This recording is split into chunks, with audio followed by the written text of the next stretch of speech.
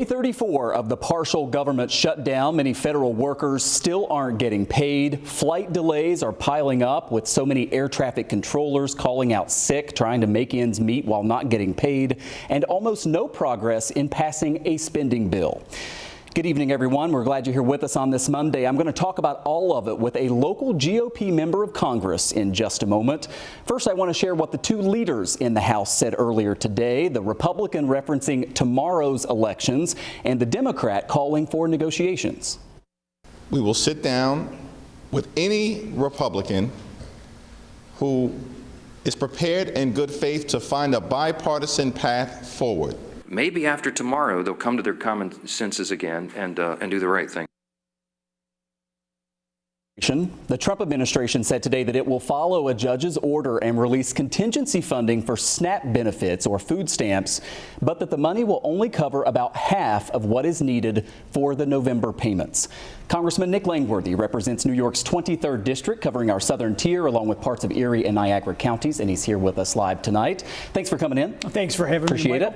So I want to ask first here, you and many in your party have correctly stated sort of time and again that Democrats over the years have pushed for just extending what's called a continuing resolution, right? Keep funding where it is. That's how you avoid a government shutdown. Republicans are asking for that this time around. You voted for the continuing resolution in the House. It did not pass in the Senate. I want you, though, to consider this. So Democrats say it's not a clean CR because you had the Big Beautiful Bill Act that didn't get any Democratic support. It's been attacked for changes to Medicaid that will impact Americans' insurance. The president has also unilaterally withheld more than $400 billion in spending that Congress approved, according to Democrats on the Appropriations Committee.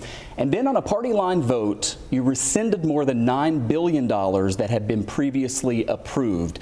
Now, both sides can debate sort of the merits of those three bullet points, right? But the argument from Democrats is you don't have enough votes in the Senate to do this on your own. You need Democratic votes, so you should negotiate. Why not get the two sides together with the president front and center and negotiate something? Michael, this has been a needless shutdown. This has solved no arguments, and we will, once they come to their senses and reopen the government, we'll be right back to square one for the year-long budget discussion, where they will have lost no leverage. They still will require 60 votes. I don't believe in shutdowns. I've never voted for a shutdown. I've always continually voted for continuing resolutions, even when some members of my own party disagreed, because I think that the government, it costs an awful lot of taxpayer dollars to run our government. It should be there and be responsive for the people that need it when they need it, not when Congress isn't arguing with itself. I think that we need to take steps down the road to stop the art of this shutdown.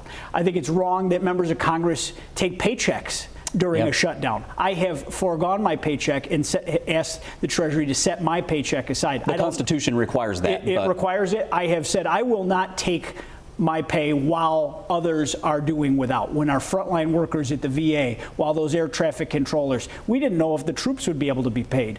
President Trump found funds to take care of that for the first two pay periods. And, these are things that are absolutely dead wrong with this shutdown. But it is a flat, clean CR. This is the same spending level that we all agreed to on a bipartisan basis back in March. Senator Schumer voted for it then. It got 60 votes. It was shortly after President Trump took office. There's no policy riders attached to this. There's absolutely no poison pills. This was a 52-day extension so we could keep the year-long budget negotiations going. But instead, they've had a very theatrical 35-day shutdown so far.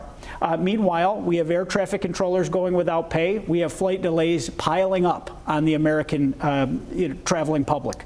We have all of the VA employees showing up every day, going without pay. All of our federal law enforcement going without pay. By God's grace, our troops have gotten paid, but I don't know that can continue on. I'm glad that we're able to extend SNAP, but that's a Band-Aid. We still have a crisis to go get the government reopened so it can take care of people that pay the bills in this country. I want to ask you about SNAP in a second. First, there has been quite a bit of polling, right, on who is to blame, who Americans blame for the government shutdown. The latest is from NBC News, came out yesterday. Kind of mirrors a lot of the polling that we've seen. This one says 42% of Americans blame congressional Democrats, 52% blame President Trump and/or congressional Republicans. Isn't this proof that Americans are saying Both sides are to blame here, 42-52. So get together in a room and negotiate an answer. And that's going to happen to get to a budget number. We have to actually fund the government not for 52 days. We have to fund it for a whole year. And that's what's so disingenuous about this shutdown. This was over a clean continuing resolution. Basically, like in Albany, you hear this a lot more often. They call them extenders. When they don't have an agreement, they pass an extender. The government's funded for another week. They go back and continue their work. We have not been able to continue our work because we were forced into shutdown. They're using the filibuster.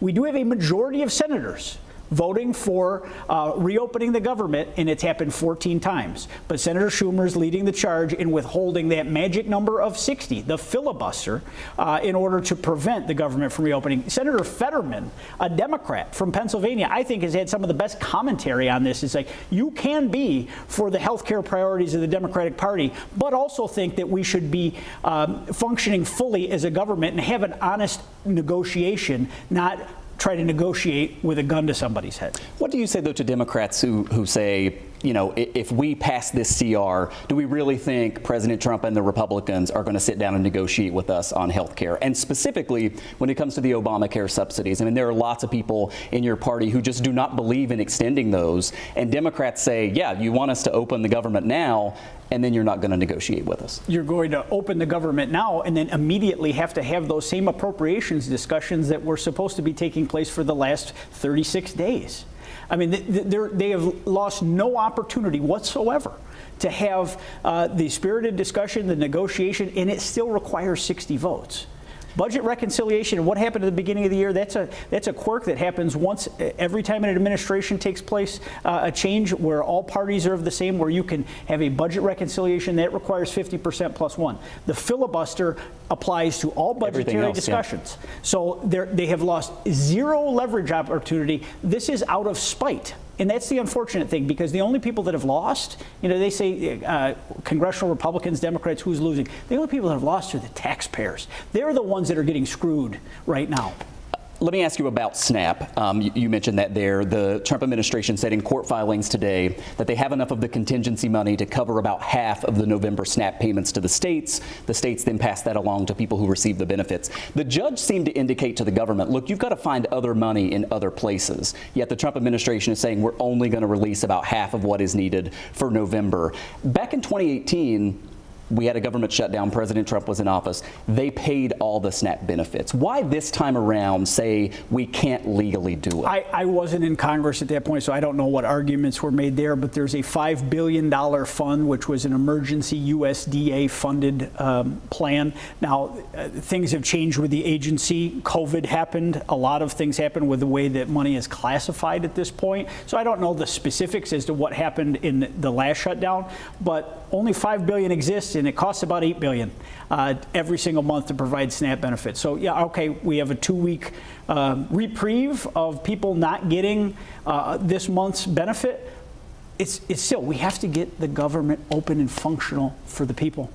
Finally, last night, President Trump was asked on 60 Minutes about what he has posted about a lot over the past several days, that Republicans in the Senate should end the filibuster. It's called going nuclear. That's sort of the phrase that happens in D.C. Do you agree with President Trump that Republicans in the Senate should say, no more filibuster, 50 votes, we're going to do it on our own? You're seeing an erosion of the filibuster. First, it was on judges. Barack Obama did that. I think if he had a do-over, he would have not have pushed so hard on that, because now it only takes 50% plus one to get a judge confirmed, and that's had Supreme Court implications.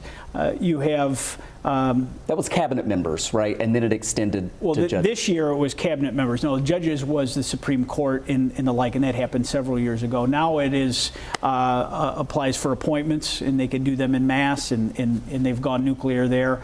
A lot of traditions are being eroded. I do think that the shoe tends to go on the other foot. It is a protection against whiplash in our government, where policies shift drastically, one administration to the next. If you didn't have the filibuster. That whiplash is something that's a little murky and a little dangerous. Republican Congressman Nick Langworthy, we appreciate you coming in studio, and we hope this ends soon. We'd like to talk to you more. Thanks so much, Michael.